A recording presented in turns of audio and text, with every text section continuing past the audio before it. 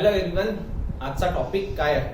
तर आजचा टॉपिक आहे आपल्याला परपेंडिक्युलर ऍक्सिस थेरम आपण काल पाहिला होता. त्याच्या पुढे पॅरलल ऍक्सिस थेरम म्हणून एक टॉपिक आहे. आज तो आपल्याला स्टडी करायचा आहे. तर पॅरलल ऍक्सिस थेरम कशाला म्हणतात, काय असतं, हे सगळं काही आज आपल्याला या ठिकाणी स्टडी करायचं आहे. सो पॅरलल ऍक्सिस थेरम आणि परपेंडिक्युलर ऍक्सिस थेरम यामध्ये दोन फॉर्म्युले जनरेट होतात आणि या दोन फॉर्म्युल्यांचा वापर आपल्याला समोर याचे जेव्हा ऍप्लिकेशन स्टडी करायचे असतात मुवमेंट ऑफ इनर्शियाचे, जसे की rod, ring, disc, sphere, hollow sphere, solid sphere, cylinder, cone, cuboid, cube असे अनेक बॉडीज आपण स्टडी करू. त्याचे जेव्हा मुवमेंट ऑफ इनर्शिया काढायचे असतात त्यावेळेस पॅरलल ऍक्सिस थेरम आणि परपेंडिक्युलर ऍक्सिस थेरम यांचा वापर होत असतो. यांचे फॉर्म्युले लावले जात असतात. तर त्यापैकीच एक थेरम म्हणजेच परपेंडिक्युलर ऍक्सिस थेरम हा आपण लास्ट लेक्चर मध्ये पाहिला होता. आज आपल्याला पाहायचा आहे पॅरलल ऍक्सिस थेरम. मग मुद्दा आहे पॅरलल ऍक्सिस थेरम काय असतं. काल आपण परपेंडिक्युलर ऍक्सिस थेरम साठी प्लेन लॅमिना नावाची बॉडी कन्सिडर केली होती. मात्र आज पॅरलल ऍक्सिस थेरम मध्ये आपल्याला प्लेन लॅमिना कन्सिडर करायची गरज नाहीये. आपल्याला कन्सिडर करायचं आहे एक रिजिड बॉडी. मग इमॅजिन करा एक रिजिड बॉडी आहे. तुम्हाला सर्वांना समजतं हा आलू आहे. या आलूला जो शेप आहे तो काही डिफाईन नसतो, मला हे सांगायचं आहे. आणि हा 3D शेप आहे, म्हणजे या शेपला तुम्ही 3 डायमेन्शनल म्हणू शकता. आता या शेपला 3D म्हटल्यानंतर हे एक रिजिड बॉडी असं आपण इमॅजिन करूया. मग या रिजिड बॉडीला दोन ऍक्सिस लावून आपण याला कसं सॉल्व्ह करत असतो, ही सगळी कला कशी आहे हे आता आपल्याला बोर्डवरती पाहायचं आहे. यातला फॉर्म्युला, यातली इक्वेशन कशी काढतात हे आपण आता बोर्डवर पाहूया.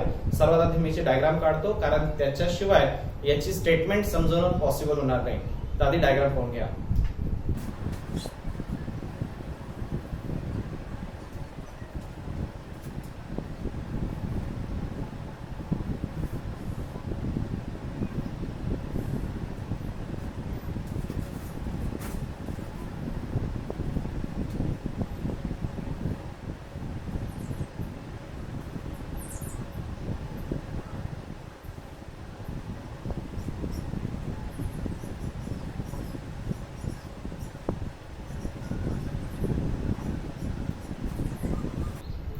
नाव स्टुडंट्स, आपल्या पुढे आहे एक डायग्राम जे रिजिड बॉडीची डायग्राम आहे. इमॅजिन करा इथे रिजिड बॉडी आहे. याचा शेप साईज कसाही असू शकतो, कसाही असला तरी चालेल. आता या रिजिड बॉडी मधून एक ऍक्सिस हा कुठून तरी पास होतो. कुठून तरीचा मीनिंग फ्रॉम एनी पॉइंट. आणि दुसरा ऍक्सिस त्याला पॅरलल आहे आणि तो एक्झॅक्टली सेंटर मधून पास होतो. मी हे दाखवण्यासाठी दोन लाईन ड्रॉ केल्या आहेत. दोन लाईन पैकी एक लाईन ओ नावाच्या पॉइंट मधून जात असेल आणि एक लाईन जे सेंटर ऑफ मास म्हटलं आपण ते सी मधून जात आहे. तर ही जी लाईन जात आहे याचं नाव देऊया आपण एम पी आणि दुसऱ्या लाईनचं नाव देऊया ए बी. आता हे जे दोन लाईन आहेत ह्या ज्या पॉइंट मधून आरपार जातात बॉडीच्या तो पॉइंट म्हणजे ओ आणि दुसरा म्हणजे सी. ठीक आहे. आपण काय सांगितलं यामध्ये की रिजिड बॉडी हे पूर्ण आहे. यातले हे दोन पॉइंट ओ आणि सी, इथून हे दोन ऍक्सिस चालले. त्याचबरोबर एक पार्टिकल कन्सिडर केला ज्याचा मास डीएम आहे आणि तो डी नावाच्या पॉइंट वरती सिच्युएटेड आहे. तर डी पासून ओ पर्यंत जॉईन करा. डी पासून एन पुट करा परपेंडिक्युलर.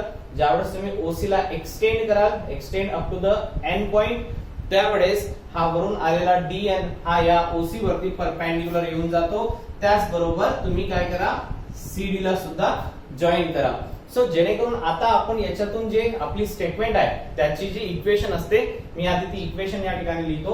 ते इक्वेशन तुम्ही लक्षात घ्या. IO equal to IC plus MH square.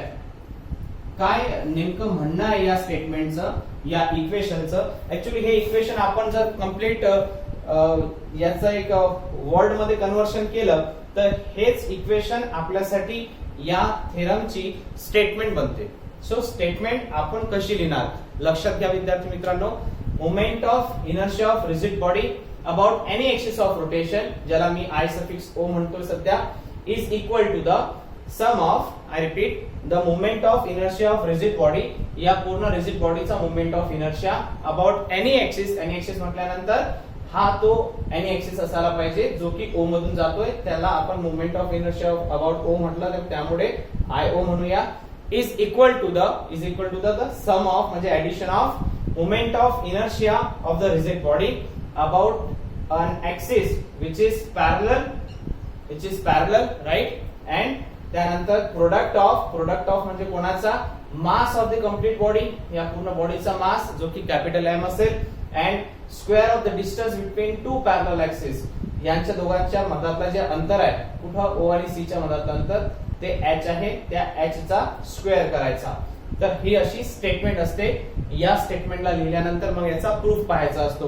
तर मित्रांनो, आपल्याला माहिती आहे का, सर्वात आधी हे जे आहे IO हे नेमकं काय आहे, त्याचबरोबर IC काय आहे, M काय आहे, याचे मिनिंग द्यावे लागतात. IO म्हणजे MI of the body about any axis, त्यानंतर IC MI of the body about central axis, आणि M म्हणजे काय, तर मास ऑफ द बॉडी या पुऱ्या सिस्टमचं, आणि H म्हणजे काय, the distance between two parallel axis. अशी याची व्हेरिएबल्सची डिक्लेरेशन झाली. स्टेटमेंट पुन्हा नीट लक्षात घ्या. The moment of inertia of a rigid body about any axis is equal to the sum of its I about a parallel axis passing through its centre of mass. हा I about a parallel axis, याला हा parallel आहे जो centre of मास मधून जात आहे, centre of mass, and the product of, या दोघांची मल्टिप्लिकेशन दिसते तुम्हाला, मास ऑफ द बॉडी, या पूर्ण बॉडीचा mass, and square of the distance between two parallel axis, म्हणजे या दोन पॅरलल ऍक्सिसच्या मधातलं जे डिस्टन्स आहे h, त्याचा square. So finally IO equal to IC plus MH square, अशी आपली इक्वेशन निर्माण होते. यावरून आपली स्टेटमेंट निर्माण होते.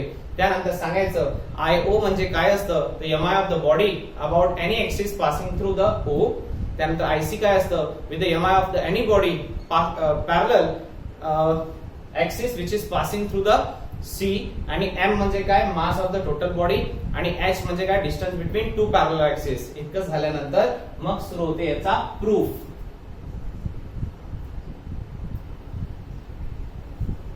आता आपल्याला याचा प्रूफ पाहायचा आहे. सो डायग्राम मध्ये काही अडचण नसेल असं एक्सपेक्ट करतो, कारण डायग्राम अगदी सिंपल आहे, आणि त्यानंतर स्टेटमेंट सुद्धा एकदम सिंपल आहे.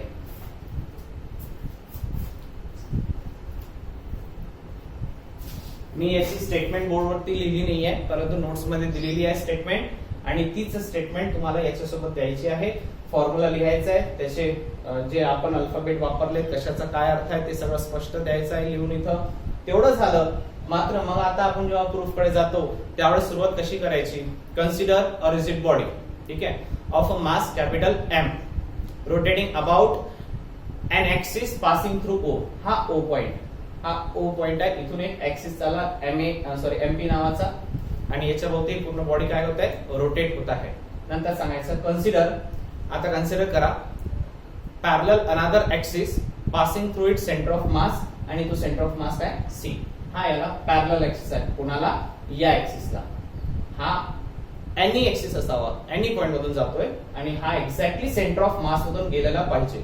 सेंटर ऑफ मास म्हणजे बॉडीचा सेंटर असायला पाहिजे, केंद्रबिंदू, ठीक आहे. त्यानंतर आपण सांगू की let h be the distance between two parallel axis. Okay, म्हणून आपण काय सांगू, सगळ्यात पहिले OC इज इक्वल टू काय आहे, h असं डिस्टन्स आहे. OC या अंतरला आपण काय म्हणूया, h असं म्हणूया. त्यानंतर now imagine a small mass of body that is DM at a point capital D, this is a capital D, join OD CD and draw perpendicular DN on produced OC. OC ला extend करत न्या N पर्यंत, त्याच्यावरती DN तुम्ही काय करा, perpendicular draw करून द्या. आता इथून आपली तीच स्टोरी, पहिले पार्टिकलचा MI, मग बॉडीचा MI. पहिले एक ऍक्सिस, नंतर दुसरा ऍक्सिस. या टेक्निकनेच आपण पुढे जाऊया. मग सगळ्यात पहिले येतं MI of DM, MI of DM about an axis passing through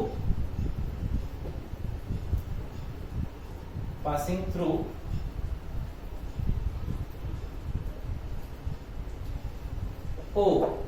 म्हणजे O म्हणजे कोणता पॉइंट, हा पॉइंट.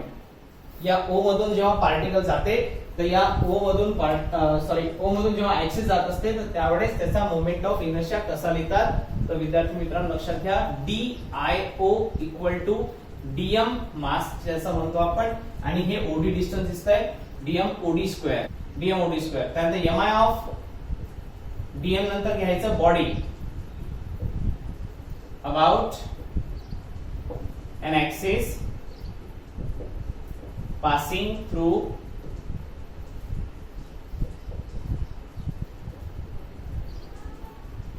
ओ, तर याला कसं लिहायचं, I O equal to integral DM O D square, ही आहे आपली फर्स्ट इक्वेशन. त्यानंतर M I of DM about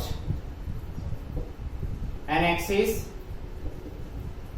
passing through C.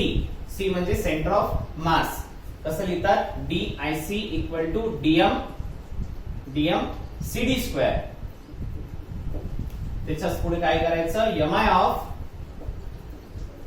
Body अर्थात rigid body about an axis passing through C is तर काय करायचं, I C equal to integral dm C D square. My equation number second. एकंदरीत या दोन equation मधून तुमच्या लक्षात आलं असेल की पहिले आपण काय करत असतो, पार्टिकलचा एमआय अबाउट दिस एक्सिस, मग बॉडीचा एमआय अबाउट दिस एक्सिस करताना त्याला इंटिग्रेशन लावायचं. मग पार्टिकलचा एमआय अबाउट दिस एक्सिस, मग पुन्हा बॉडीचा एमआय अबाउट दिस एक्सिस, त्यावेळेस काय करायचं, त्याला इंटिग्रेशन लावायचं. ठीक आहे, DM C D square. Understand. आता याच्या पुढे आपण काय करतो, in the right angle triangle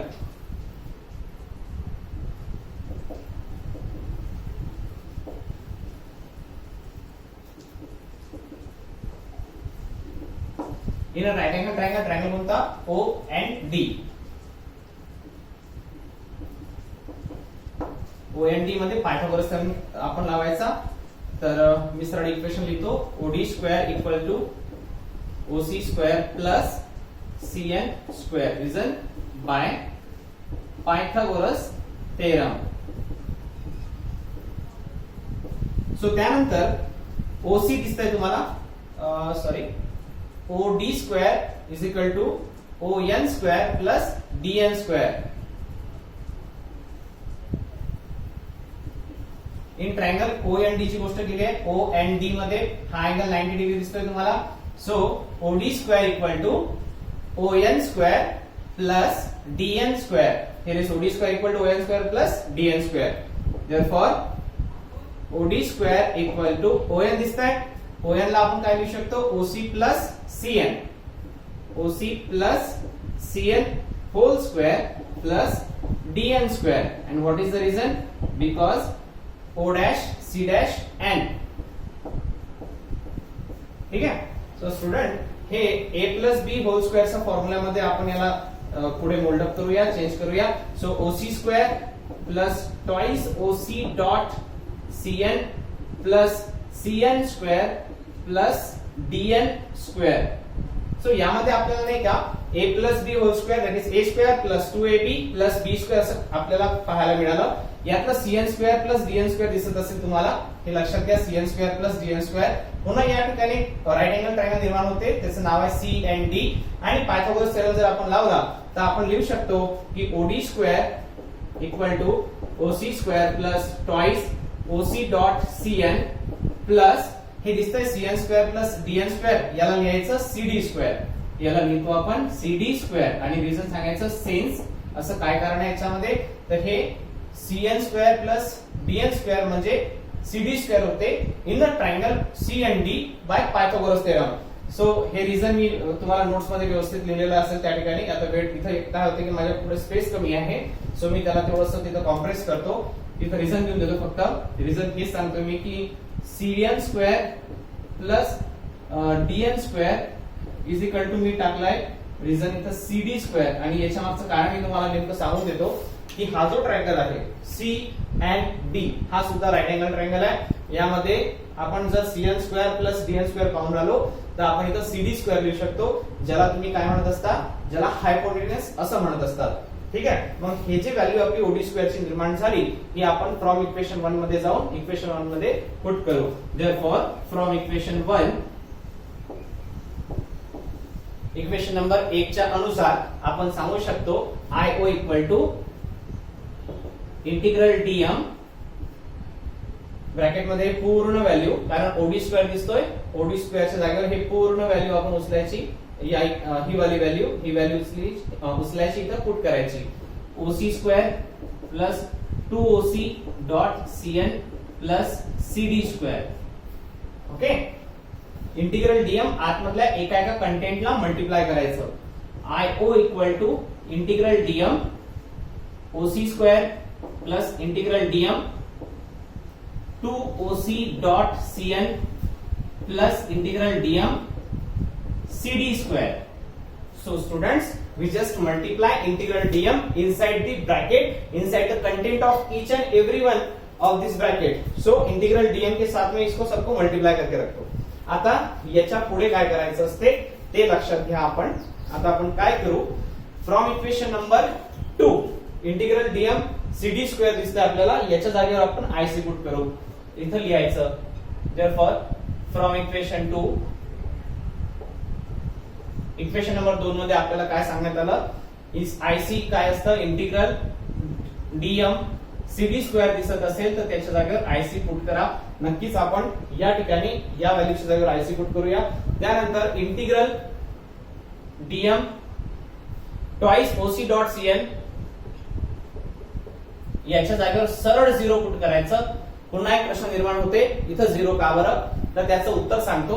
जो सेंटर ऑफ मास असतो तिथून जर ऍक्सिस गेला तर त्या सेंटर ऑफ मास वर मोमेंट ऑफ इनर्शिया हा 0 कॅल्क्युलेट केला जातो. फॅन असतो फॅन, त्या फॅनच्या सेंटरला मोमेंट ऑफ इनर्शिया 0 म्हटलं जाईल. काय, कारण मोमेंट ऑफ इनर्शियाचा बेसिक फॉर्म्युला काय, mass into distance square. So त्या पॉइंटला जिथून ऍक्सिस चालला आहे त्या ऍक्सिसच्या पासून त्याचं बॉडीचं मास हे डिस्ट्रीब्युशन हे आउटवर्ड नसून म्हणजे त्याचं जे डिस्टन्स आहे ते 0 माना लागेल.